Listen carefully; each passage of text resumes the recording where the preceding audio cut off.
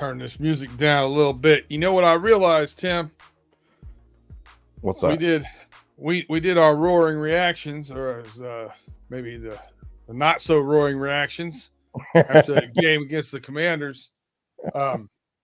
We didn't pick our defensive player of the game or offensive player of the game. Well, there's a reason why we didn't pick our defensive player of the game. Yeah, it was a good one. Yeah. I don't know what to do. I mean, congratulations. I think Trey Hendrickson and Jermaine Pratt had good energy for the game. And I'm not giving game balls out for that. No, I'm not either. I'm not giving out for energy. You know, it's like I'm not giving them our participation ribbon. It ain't happening today. Sorry. Yeah. Nope, not happening. Fair enough. You give up a touchdown on or a score on every possession. We're going to skip that one. Right. But we do have calls for offensive player of the game. We can give a game ball out for the offensive player. So I'll let you go first, man. Who you giving your game ball out to? I'm going to assume you're going to go with Joe Burrow as your game ball. But I'm going to go with my game ball is going to be Jamar Chase. You know, he did everything he could do. He got those one-on-one matchups, caught two touchdowns. You know, he was out there getting double teamed on some plays and doing what he could do. Had over 100 yards receiving, 2 tutties. I'm going to say Jamar Chase. Yeah, 118, 2 tutties, almost 20 yards a catch. Yeah. I gotta be honest with you. If you'd have went Joe Burrow, I would have went Jamar Chase. But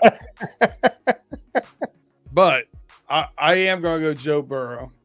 And not just because he was 29 of 38 for 324 with 3 touchdowns and no picks. No turnovers, yeah. But not just for that reason. I will give him that game ball too because of his actions, you know, at the end of the game, his disgust at the end of the Chiefs game, led into this, I think.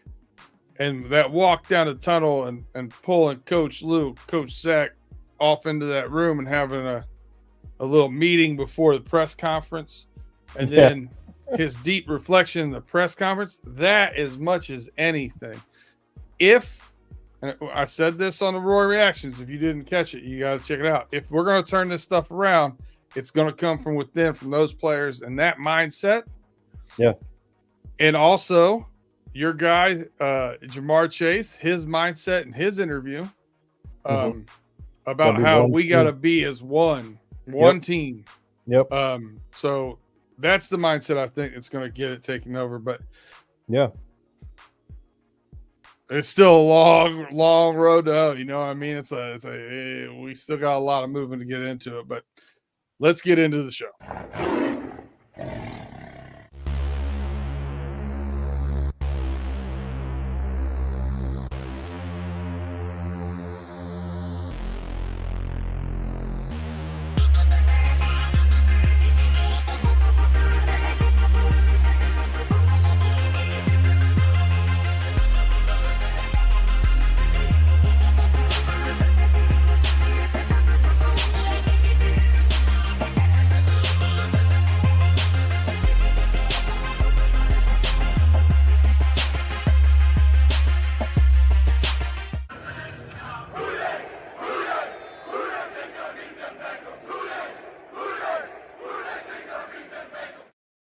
All right, welcome to Running Through the Jungle. I'm your host, Brandon Herriott, with your host, Tim Lyons. How's it going, Tim?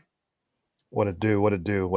I got so much stuff, like I was telling you backstage. I got so much stuff going on here at home. I got, you know, X, Y, and Z going on. I'm watching an auction. But you know what? I love Wednesdays. I love being here with you, brother, and Justin. It's always a fun time.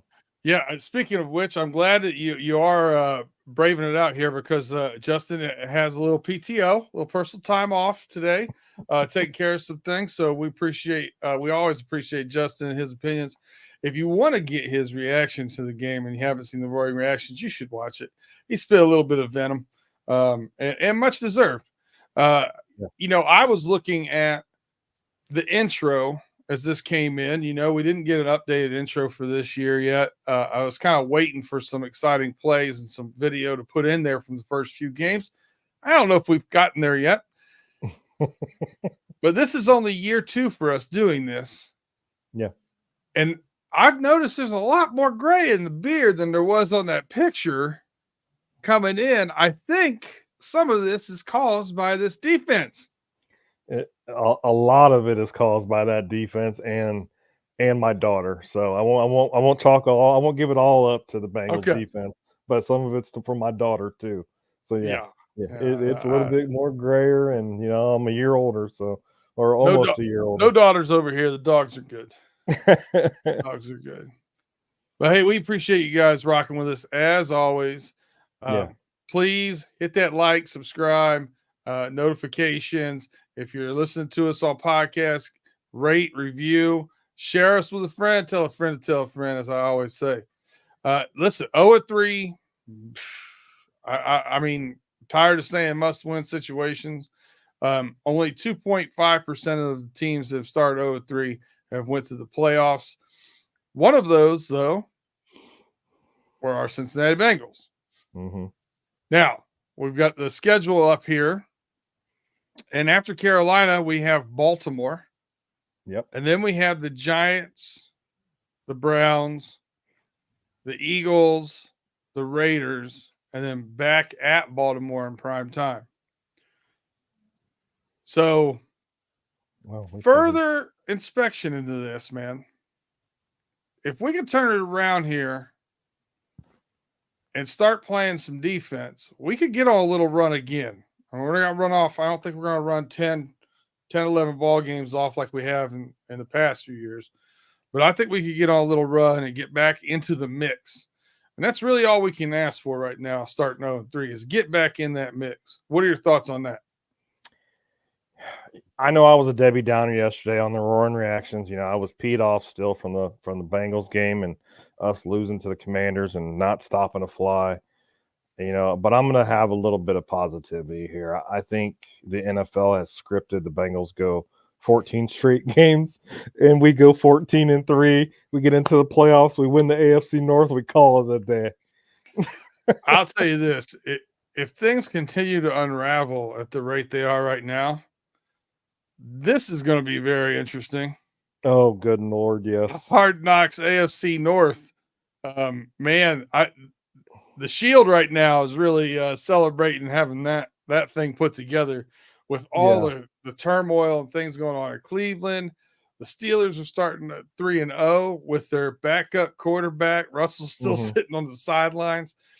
1-2 for the Ravens, 0-3 for us. I mean, this is must-see TV for them right now. Right. Yeah, it is what it is. But let's see if we can get it turned around. We got to start with one game at a time. The old cliche. Carolina Panthers, we're going there to play them in Charlotte. They are 1-2 after pulling up the upset win last week with an old friend of ours, the Red Rifle. Yeah, old Andy goes Dalton. into Oakland and pulls off an upset.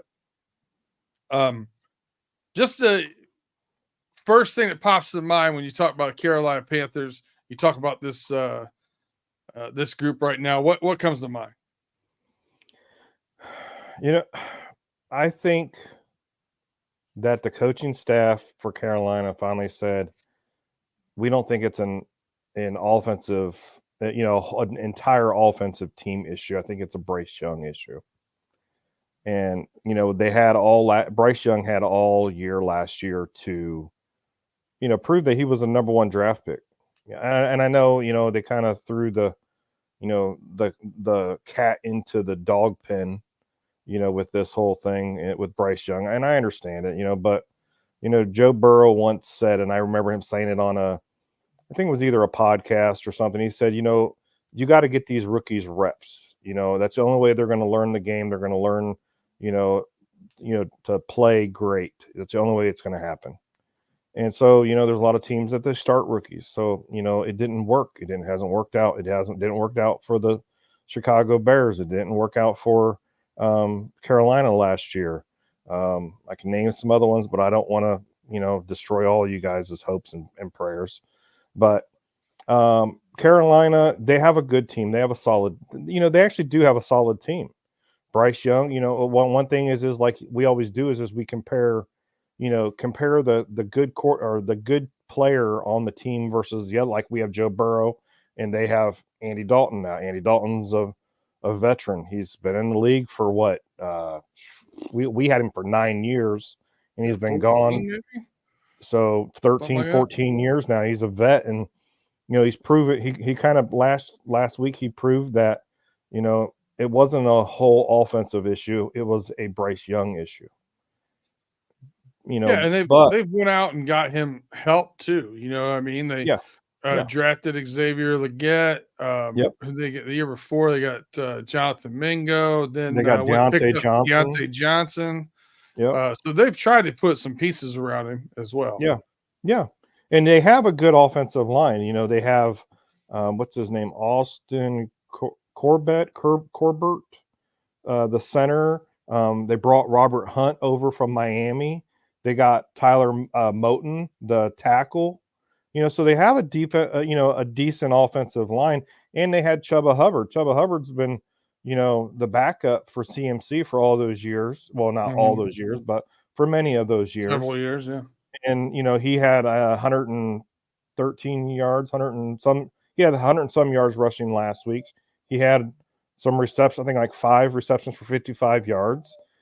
So he's got, so Andy Dalton has the pieces. The Carolina Panthers, they have the tools and everything to, be a good team. I'll tell you this right now, the way that this season's going, I'm not going to say the Bengals are going to march into Carolina and win by 7-8 points. No, I'm not doing that. But I think Carolina has a good team. They also on their defense, they have Shaq Barrett, J.C. Horn, Clowney. Clowney's a repeat, a repeat AFC guy. An AFC North guy. He's been with the Ravens. He's been with the Browns. Ravens, yeah. Now he's with the Carolina Panthers. So they have a good team. They have a good squad. But I think if our offensive line can provide protection for Joe Burrow could have a good game. He really could. He could have a good game. I think over the last 3 games, Carolina has let like over 1,000 yards passing on them, like 7 touchdowns, and they've gotten like 2 picks or something like that. I can't remember what it was. So would you say that's your biggest opportunity for us then? We'll segment into that. Like, our biggest opportunity is the Joe Burrow in the passing game. I think Joe Burrow in the passing game, they've actually they have some good pass rushers on Carolina's side. But if we can protect Joe and keep him upright, I think that's one of our big opportunities. And of course mixing in the run game like we did last week against the Commanders. That was the best, believe it or not, the last 3 weeks against the Commanders. That was the best run game that I've seen in the last 3 weeks. So if we keep mixing it in, I think that's one of our opportunities is getting them on the pass game. I tell you what, I think our biggest opportunity, and I think is a must do here when you look at the Carolina Panthers 3 games this year. First game against the Saints, they gave up 199 yards on the ground. Second week against the Chargers, they gave up 219 yards on the ground. Then you go to game 3, and this is what I don't understand, because the Raiders were building something last year. Last year, towards the end of the year, went in some games playing tough defense, running the ball, so on and so forth. They only had 55 yards rushing, which led to about a 13-minute. I think it was about a 13-minute swing in possession. Time of possession. And they only had 10 attempts last week by running backs. So here's a team that's given up giving up almost 210 yards a game the first 2 games, and you only rushed the ball with running backs 10 times. The other ones was there was wide receiver ran it and scrambles by Minshew. So they got pass happy with Minshew. Whether they got down, whether they did something, I don't know. And listen, not for me to decide either or care. If you get down early, you still got to run the ball. I think, especially with us and what we have going on right now, holes on the defensive side, a defensive line not holding up, all those kind of things. I think we really have to control time of possession better than we have. We've been upside down every game except for the one we had a chance to win, which was the Chiefs game. So I think we need to do a better job running the ball. I think it's a big opportunity, and I think it also helps us keeping our weak spot, our defense, off of the field a little bit more. Yeah. Which brings me to concerns. We'll just get that right into the concerns. What's your biggest concern right now on playing this Carolina Panthers team? I'm sorry. Say that again. I missed what you said. I'm so sorry. It's all right. What's your biggest concern against the Panthers? Biggest concern is that we have a repeat from Monday night. It really is a repeat from Monday night. But one thing that is different from Monday night is that it's Andy Dalton. He's a pocket passer. He ain't going to be mobile, running, scrambling out, and throwing the ball. He's going to be sitting in that pocket. We know how Andy Dalton plays. Which is good for Trey Hendrickson. Which is very good. Yeah, it was very good for Trey Hendrickson. But, yeah, I think, I would probably say their pass defense is what I would be more concerned. Pass rusher defense. Them getting in there and sacking Joe Burrow. Let's not forget that Trent Brown is down, and we now have Amarius Mims. But don't get me wrong, I think Amarius Mims had a great game on Monday night. He came in there, filled that role in perfectly. Yeah, he let gave that up one sack on an inside move.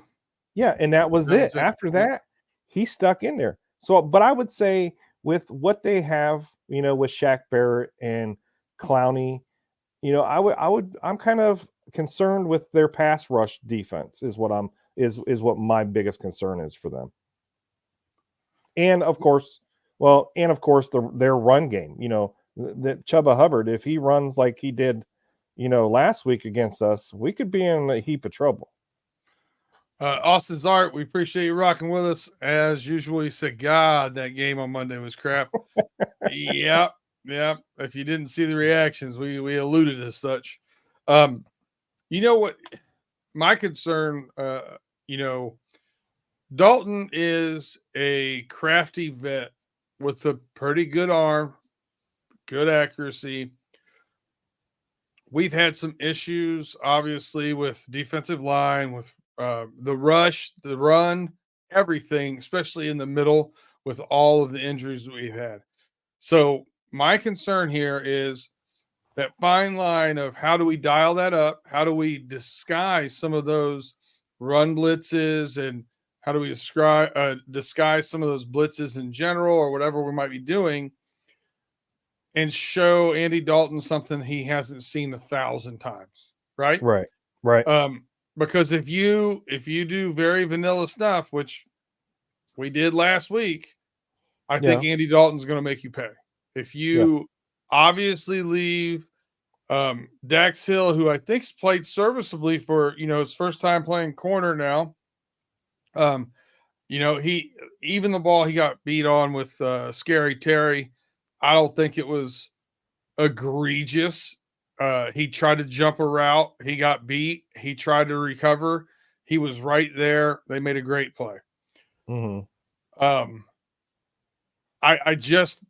You still can't leave him on an island. Yeah. You know what I mean? So we'll see. Like, it needs to be disguised better for me. Yeah, definitely. Like I'm one thing I'm scared of is if the Bengals play, because one thing that the Commanders missed on Monday night was the Bengals were leaving the seam open. They were really leaving the middle of the field open. And I understand the defense they were trying to play, but if we leave the middle of that field open, Andy Dalton could end up carving us up in the middle too. Yeah. Yeah, I mean, Xavier Legette is a big body wide receiver. Yes. So you got to watch him there too. Yeah. Austin's Art says, speaking of Trent Brown, came in at the right time here. Who do you think they're going to replace him with? Offensive tackle? Are they going to bring up Devin Cochran, dude coming from the practice squad, or they go free agent? They go rookie, man. Marius Mims. That's our right tackle now. And then I believe, isn't Cody Ford a revolving floating tackle as well? Yeah, he floats on I think 3 or 4 possessions on the offensive line. Yeah. So, yeah, I think it's a Marius Mims show now. You're going to trial by fire with the rookie. Mm-hmm. Yeah. And I think he's going to do good. I have high expectations for him. All right, so we're going to take a quick break here to hear from our sponsors. If you are on YouTube, you're just going to sit here and look at our beautiful face for a few seconds. If you're listening to Spotify or whatever, any way you look at it, you got a couple seconds here. You can go ahead and smash that like button, that subscribe button, and that share button. Tell a friend to tell a friend, and we'll be right back after these messages.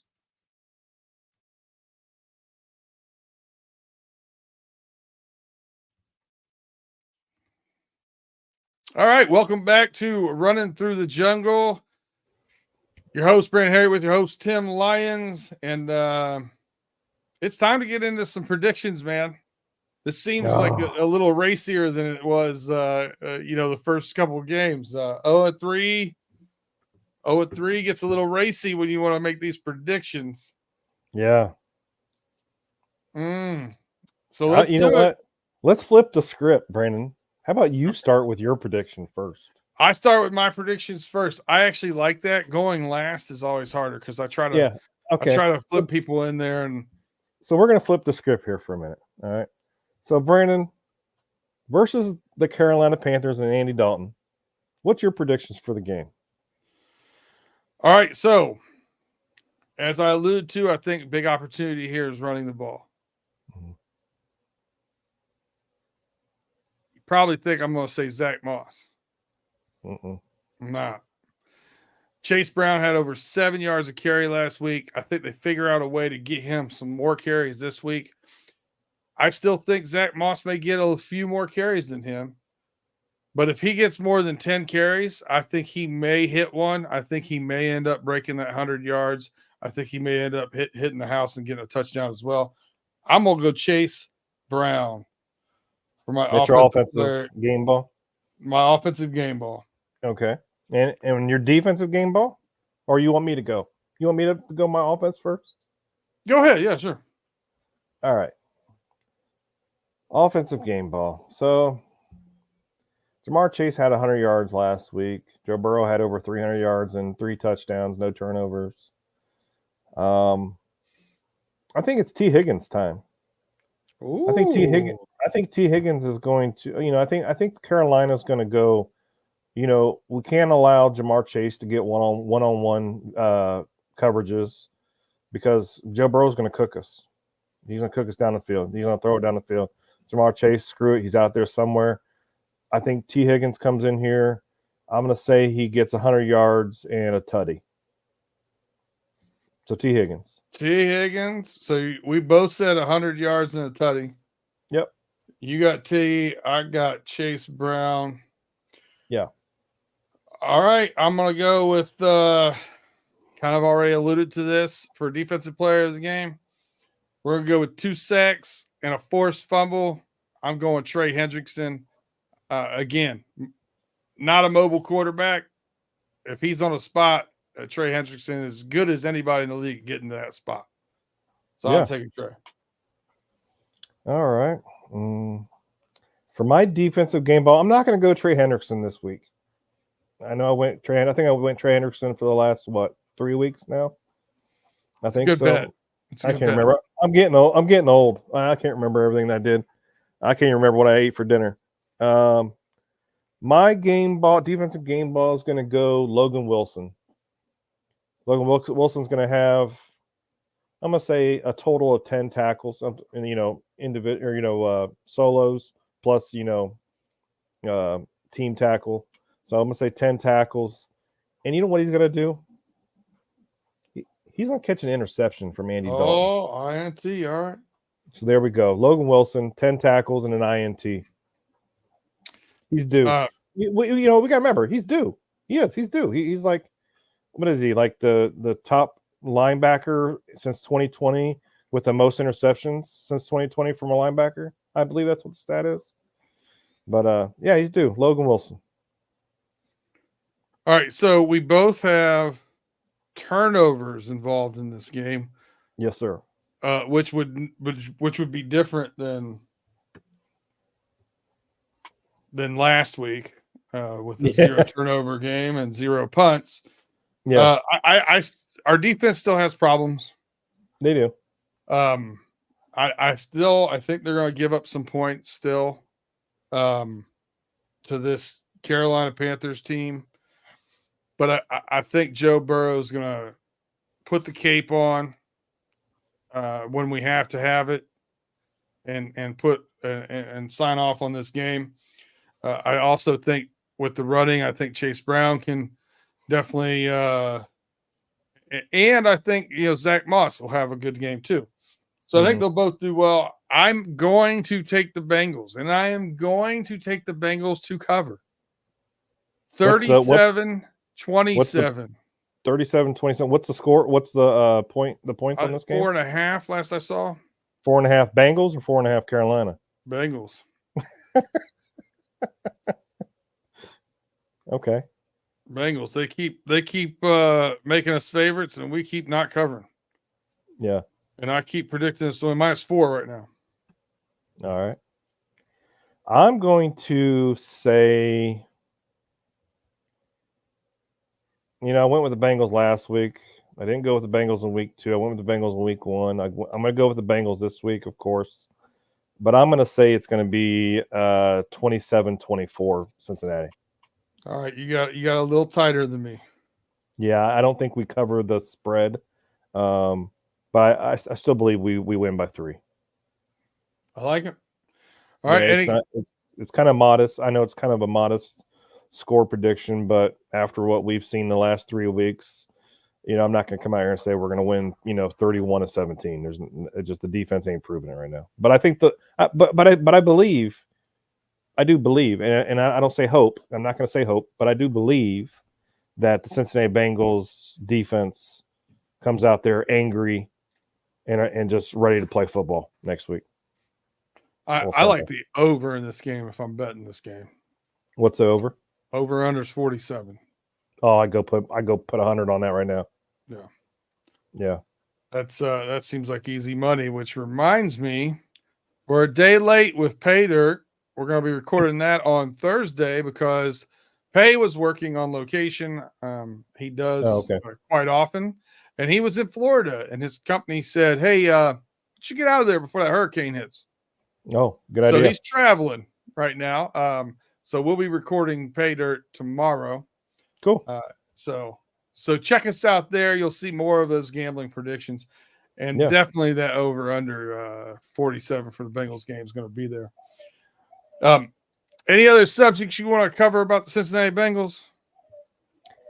No, I think the last couple days has been kind of hard on us Cincinnati Bengals fans. I know, I had a hard time doing content myself, and I was kind of not looking forward to the roaring reactions. I wasn't looking forward to my Who Day Weekly that I do on Tuesdays, and I will, and just let everybody know, I do Who Day weekly. It comes out. It's going to be my video is going to be done on Tuesday, and Brandon will upload it into the cloud and have it up in podcast world.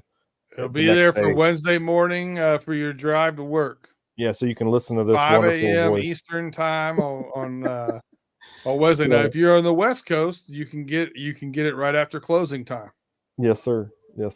So, but No, I'm really believing that, some things that I saw online. I know speaking, let's do ask this. So you sent us, our group, Mhm. a thing on, go ahead and explain what you sent, because I'm kind of trying to paraphrase here, but you shared a little, a clip with us, and I kind of took it one way, but it actually meant another way. After I listened to it 3 or 4 times, I was like, and then you Well, responded with what you did. So and maybe, if you see that, it's clipped together so it stays under 12 seconds or whatever it yeah. is, I think. But yeah, it was Mark Slayerith, for those of you who know him, Stink. Mhm. He often goes by. He made a comment about who's to blame for the Bengals, and he directly said it's Zach Taylor. Um, I didn't agree with his all of his take on why it's Zach or whatever, but Right. he did mention um, that he's playing offensive coordinator and worried all about the passing game and doesn't seem to have um, the head coach umbrella, if you would, and that he needs to help out that defense with time of possession, and he gets Right. pass happy too often. And we've Hmm. talked about this at nauseum, how we pass for 65% or more in a game. And when you're passing the Right. ball over 70%, you're going to have that discrepancy in time of possession, which puts an already weak defense at a disadvantage. So those were the things that how I took it anyway, Hmm. Yeah. that he was saying, and I agree with him. And the other thing that I've said on here for I 3-4 straight weeks now is, you know, he keeps doing the same thing in preseason and in training camp every single year and expects a different result. You're 1-11 the first 2 weeks of the season as a head coach in your career. Right. Change something up next year. Yeah. Pretty simple. And I hope he's here to do it. Yeah.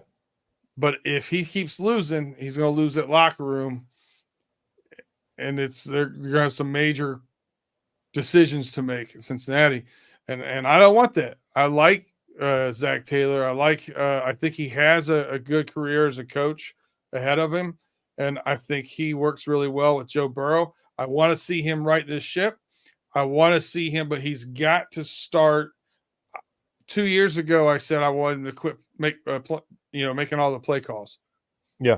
so that he could go over and meet with the defense while they're over there. Go over and do a little bit of both of those things. He needs to be like a GM, right? He needs to be the head coach and not just a coordinator on game day, and it's tough to do.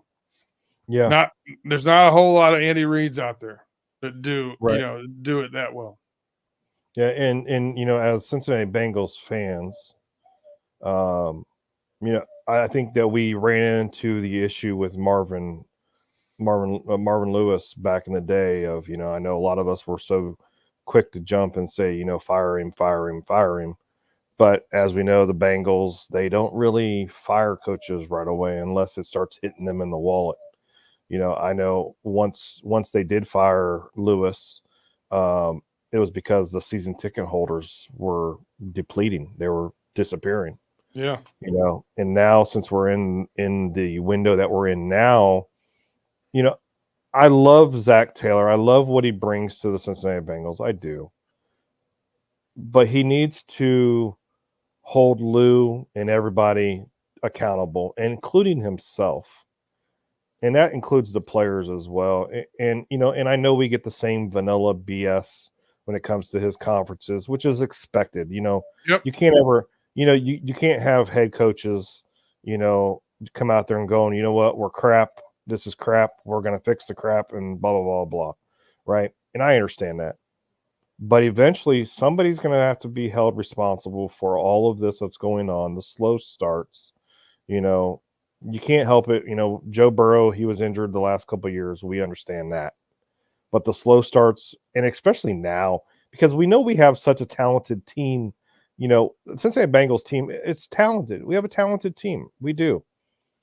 And as a Bengals fan, and I've been a Bengals fan for a very not some bandwagon that jumped on when Burrow got drafted. No, I've been a Bengals fan since 1976.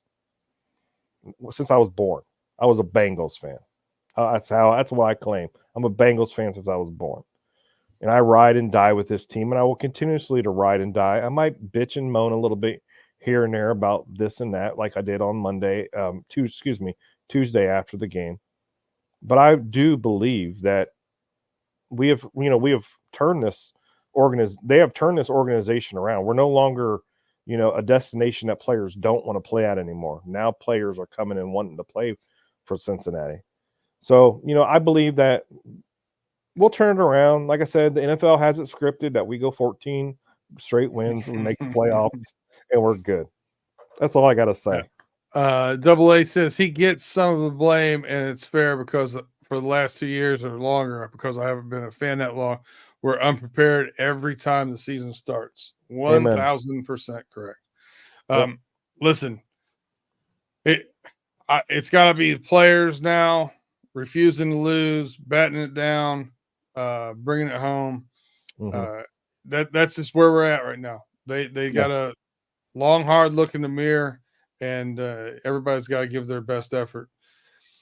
So you'll catch us again. No strange love.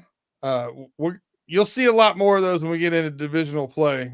We have much better relationships with the AFC North people, obviously, out there in the Fans First Sports Network. So you'll see a little bit of that here and there in between. But we will be at doing our roaring reactions after that and after the game. And here you go, Tim. You want some hope for me? I hope we're in a good mood. I'm tired of being in a pissy mood. Right. Either way, next week, Wednesday, live at 8:05, you can catch us again right here as we are running through the jungle.